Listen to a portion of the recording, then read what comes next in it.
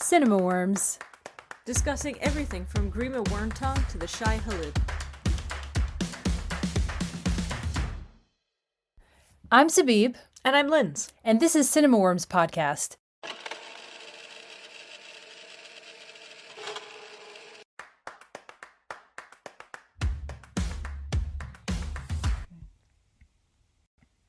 Okay, we're going to be talking about HAMNET. Ooh, I've been excited to talk about this one because it's like being hailed as one of the year's big blockbusters. Oscars! Yes. Oh, it's like Oscar City around here. Population HAMNET. All right, let's get into it. Directed by Chloe Zhao, who also did one of the best films I saw in recent years, The Rider, in 2017. I think you put that on your best of this, and I completely forgot it existed, and I was really, really annoyed. I remember. Oh, it was so good. It was so good. I saw it first. And Chloe Zhao also directed the critically acclaimed Nomadland in 2020, which we are still yet to see. And also, she did the deeply unfortunate Marvel film Eternals in 2021 that I just don't ever want to think about. If I could, like, Men in Black, Eternal Sunshine, that film out of my mind, I would. Oh. You have so many good actors and it sucked. I'm sorry. I'm sorry, Chloe Zhao. You've done amazing things. We just won't talk about that one. We're all allowed a flop. At time of filming this episode, HAMNET has received 8 Oscar nominations, including Best Picture, Best Director, and Best Actress for Jessie Buckley, who I've long been a fan of. Jessie Buckley. If you have no fans, it is because I am dead. This film is an adaptation of the book HAMNET by Maggie O'Farrell, which came out in 2020, and the screenplay was actually co-written by Maggie O'Farrell and Chloe Zhao. Now, Paul Mescal, our boy of the hour, plays William Shakespeare, a character so famous that the film avoids saying his name until about 70% of the way in. He's working as a tutor to young boys when he sees Agnes, pronounced Agnes Hathaway, and I immediately started thinking about Anne Hathaway. She's doing a bit of casual falconry with a hawk. It is said historically that a woman can be fascinated with a piece of cheese. In the same manner, a man can be attracted by a predatory bird perching on your arm. Singles out there, take note. Take a hawk to the club. Don't do that. And the cheese thing probably works in men as well, so give it a go. Maybe it's all dairy produce because we know that milkshakes bring the boys to the yard. Anyway. Doesn't respond. Doesn't acknowledge. I thought your wife was supposed to love your jokes. I thought that was what marriage was. I'm shaking my butt in acknowledgement of the song. Listen, that's all you get. I will give you a piece of cheese and you will be fascinated. William and Agnes hook up, knock up, and marry up in that order. And he tells her the story of Orpheus and Eurydice, a particular favourite of mine, in their courtship period. They have 3 kids, an older girl called Susanna, and younger twins Hamnet and Judith. And if you've read Hamnet, or you know just like a single thing about Shakespeare's life, you'll know that we are swiftly heading towards tragedy, a tragedy which will eventually prompt him to write one of the most famous plays in the history of the world. Now, consider that he was writing in the late 15 and early 1600s. We not only know his name, but all his works. Most people will recognise the most famous of those from just a line or two. There's maybe never been anyone so famous, or is there likely to be anyone so enduring ever again. Our modern English language is still so influenced by Shakespeare in ways that astound me on a daily basis. So let's discuss the performances here first. Buckley as Agnes, the grieving mother. Mescal is the tortured writer and grieving father, William Shakespeare. I was really tempted to ask you to, your party trick of reciting Shakespeare. Oh, this is worth mentioning, I suppose. In my clubbing days, I would determine whether or not I had had enough to drink, because enough of the ale. Enough of the mead, the ale. I was wassailing and drink-hailing. And if I could not recite the prologue to Romeo and Juliet, because for some reason, after a certain amount of alcohol, I would forget the last 2 lines, I cut myself off. It was because I used to use the first 10 digits of pi, but that stopped working, and it was no good, so I had to use... And the prologue to Romeo and Juliet invariably works. I will not be doing it here, but you all know it's very famous. But if you're disappointed, our audience is missing out. If you meet me at a party, you can ask me to do it, and I will, and you can decide my degree of drunkenness at that point.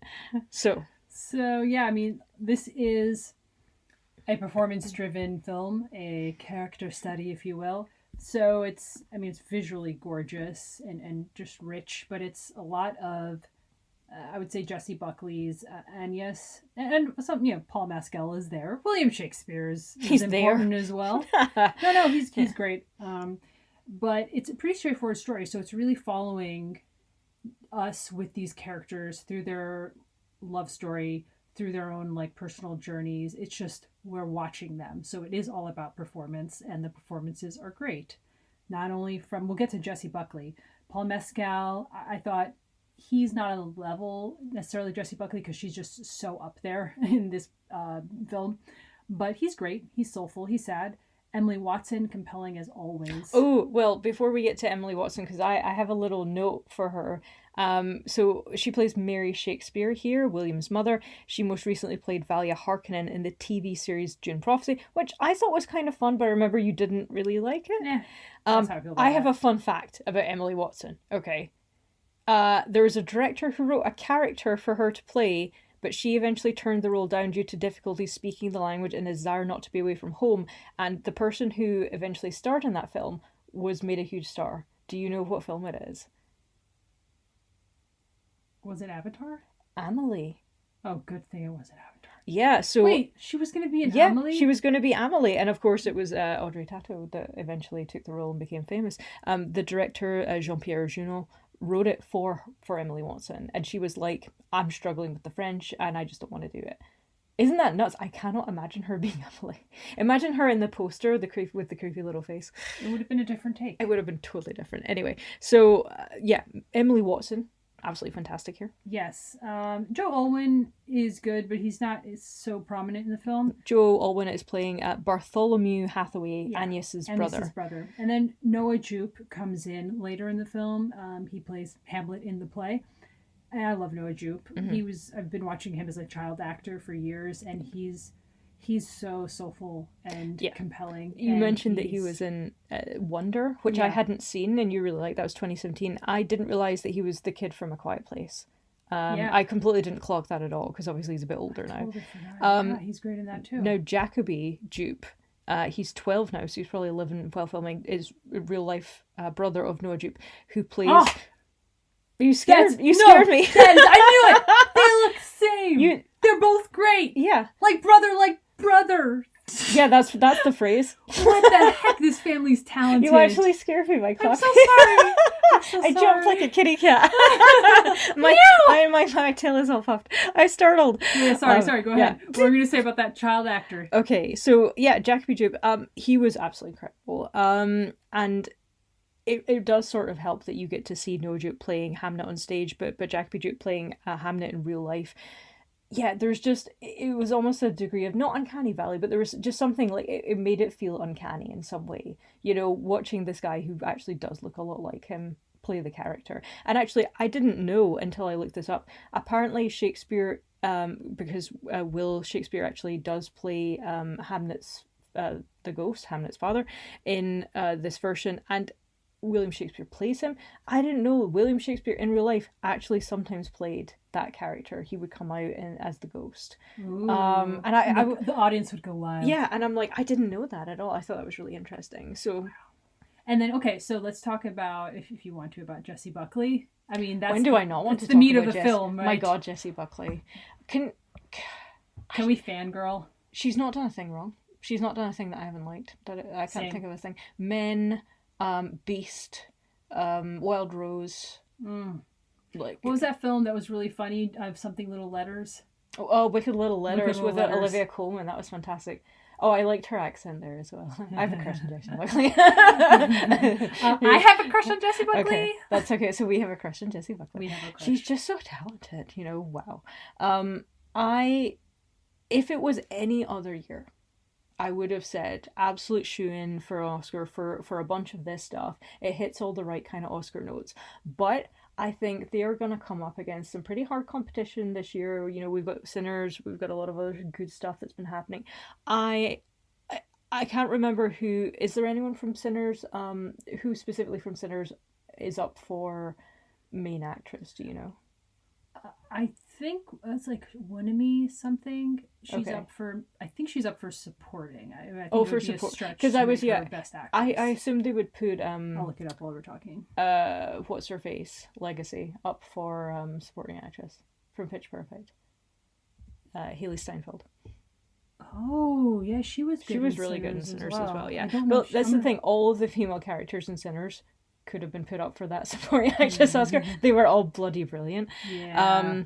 So a tough competition, but a really, really excellent. Well, you're talking about the actress category? Yeah, or I was talking about actress because I was talking about the actress because not supporting but actress. Okay, so no one. I knew that. Oh, she's. I think Mosuku is Sinners. We're gonna have a lot of problems then. But we're just looking at the best actress here because she's up against Rose Byrne for If I Had Legs I'd Kick You, Kate Hudson for Songs in Blue, Renate Rensiv for Sentimental Value, and Emma Stone for Begonia. I think she's going to be up against Rose Byrne for this. Jessie Buckley, I can tell you now, is going to win. Yeah, I think she is going to win, actually. And she deserves it. We're going to go see If I Had Legs I'd Kick You this week. I think it's going to be... Why don't we just put them in a ring and let them fight it out? You know? Jessie Buckley takes them. Oh, I'm sorry. Rose Byrne will shank her. Are you kidding me? My favorites here are Jessie Buckley. I mean, I know I haven't seen two of these films. Jessie Buckley and Renette Rensby, just because, I mean, much more low-key performance. But Jessie Buckley in HAMNET is just really, really remarkable. I mean, that's just an understatement. Her character, first of all, is... How much of it is just her performance and versus how the character is written? But she is just so... real. She is so organic. She's a vivid presence who jumps off the screen.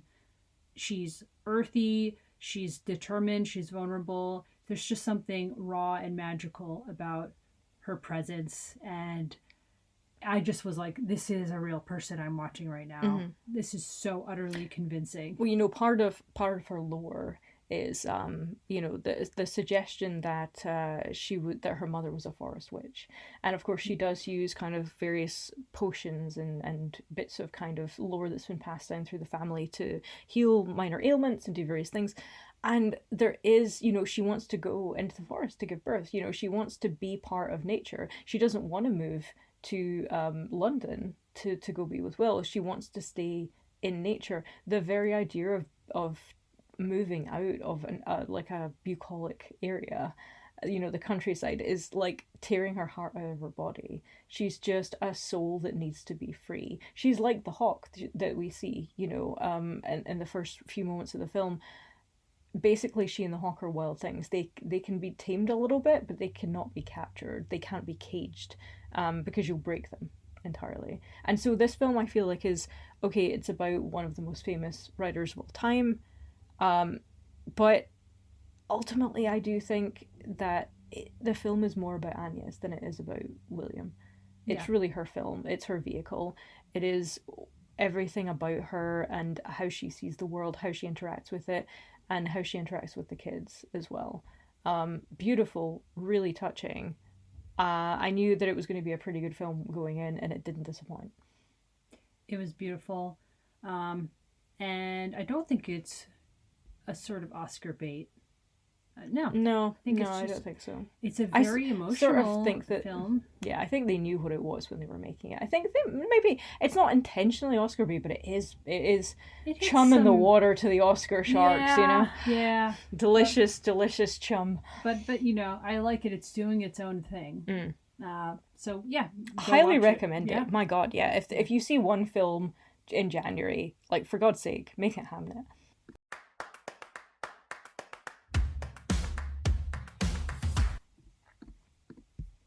Okay, so we're going to be talking about No Other Choice, which we saw about a week ago.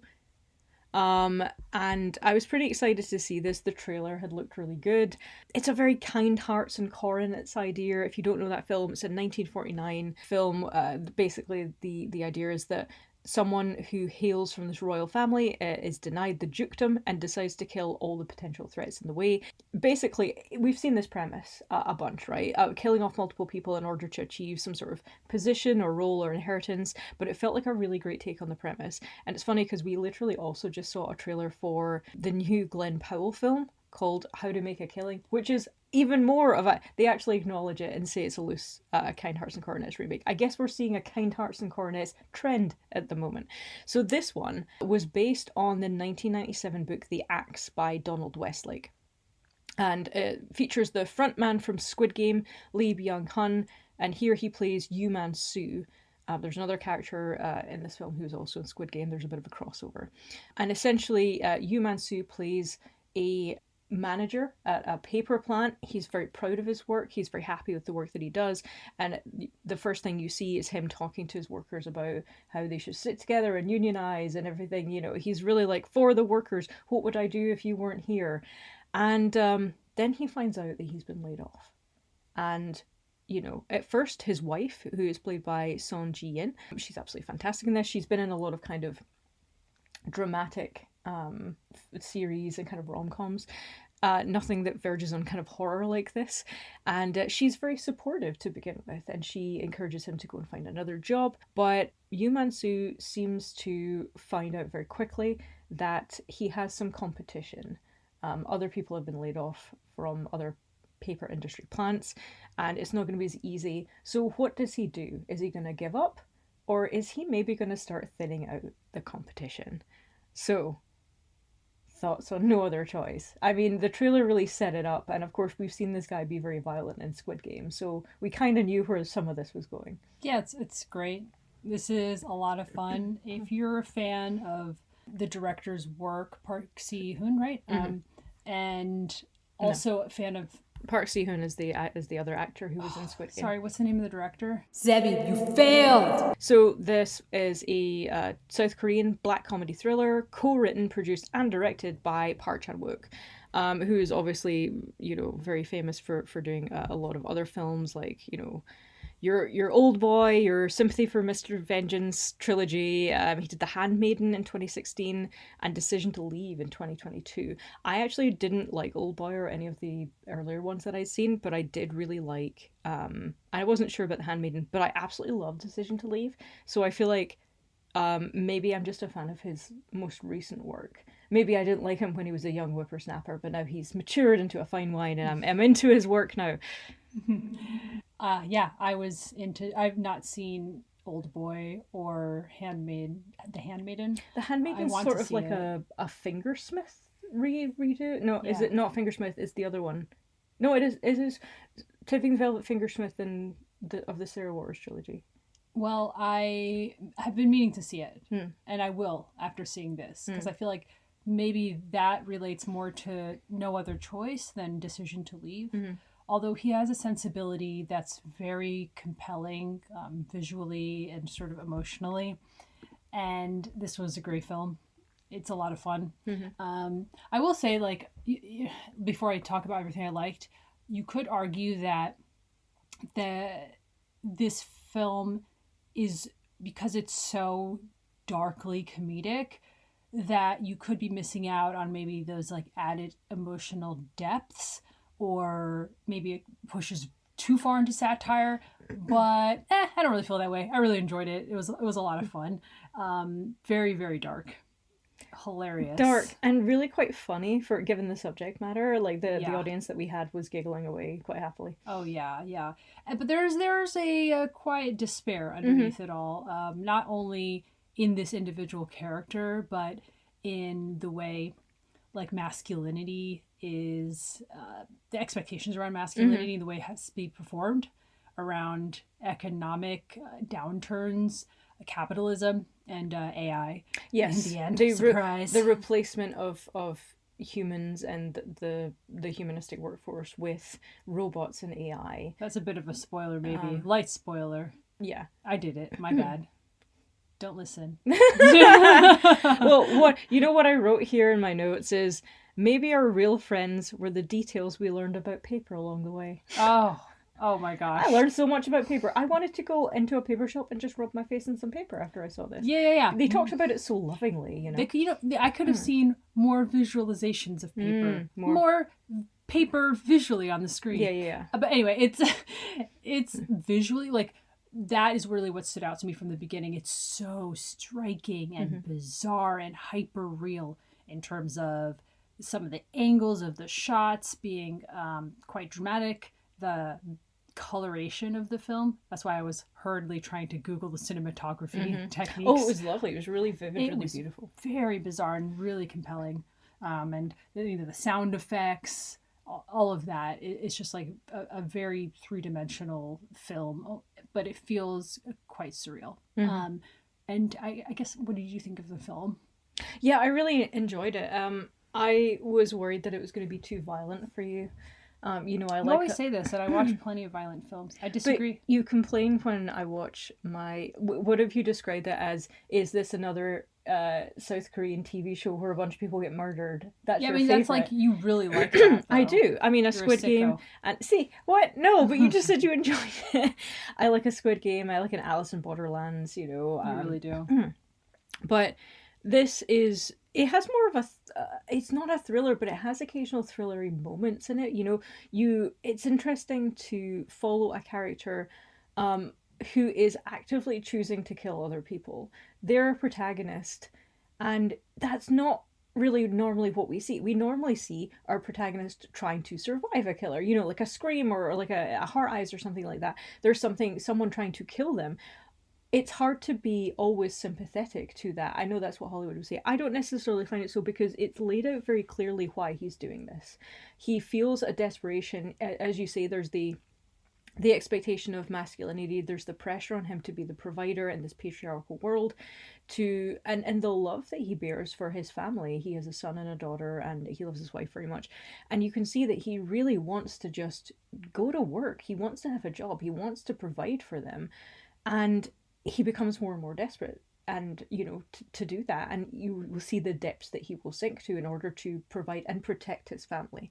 And I know from talking to Hollywood about some of my work, including a story of mine where we follow two nice old retirees who are a married couple who end up killing people as a means of kind of bringing back the spark in their marriage. There is always this worry that watching your protagonist kill somebody is not going to endear them to an audience.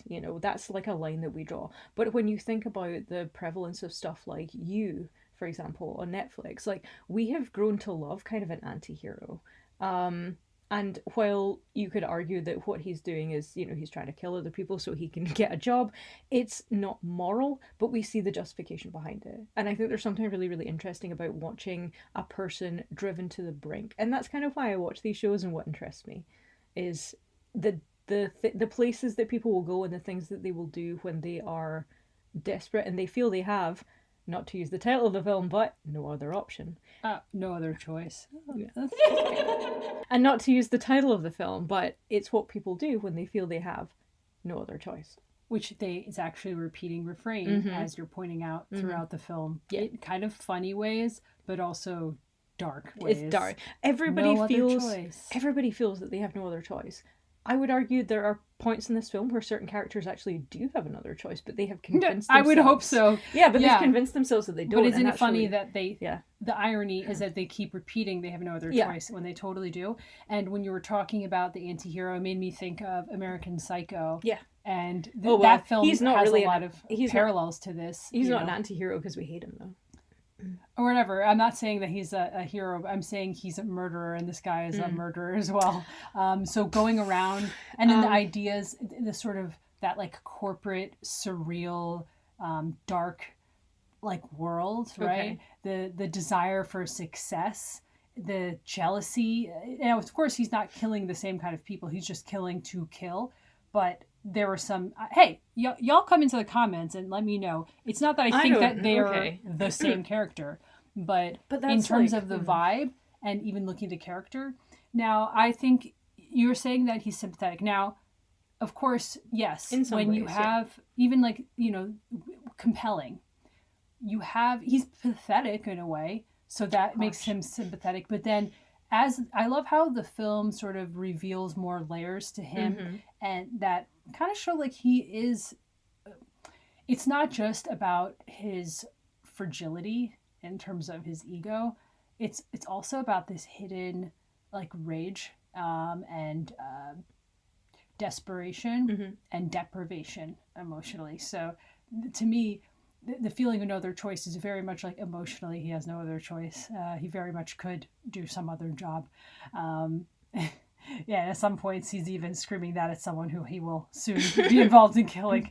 But yeah, the film, like I said, it's a bit strong at times of the absurdity, which, honestly I enjoy, but it does pack its punches really well at certain points, and like just certain shots of horrific violence are quite memorable. And I think the performance of the main character and the performance by Lee Byung-hun is, I wrote a list of adjectives: desperate, deranged, emotional, absurd, selfish, and quietly destructive.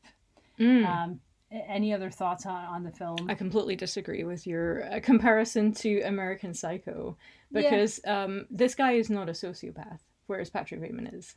Patrick Bateman is driven by, I agree that it's corporate jealousy, but he's much closer to the protagonist of A Clockwork Orange. He's not driven by the desire to protect anybody except his own ego. So I disagree on that, although I do think it's really interesting. I didn't see the parallel before in the capitalistic way, so now I'm going to look at it really differently, because I didn't look at it through that lens. So yeah, I kind of want to think about that, because that's fun. Coming at you with controversy. I know, but you made me think. Yeah, you made me think, and going away thinking. I like that we have some like differing angles of coming at the character. Yeah, but a good writing and good storytelling means you can sympathize with someone doing horrible things. Yes, and also if you recall what I've said about the film and how we kind of begin, I do feel, without any spoilers, that it's bookended very nicely as well. I like that a lot. So if you see the film, you kind of understand what we mean. We would love to know, has anybody seen No Other Choice? What did you think of it? Tell us in the comments.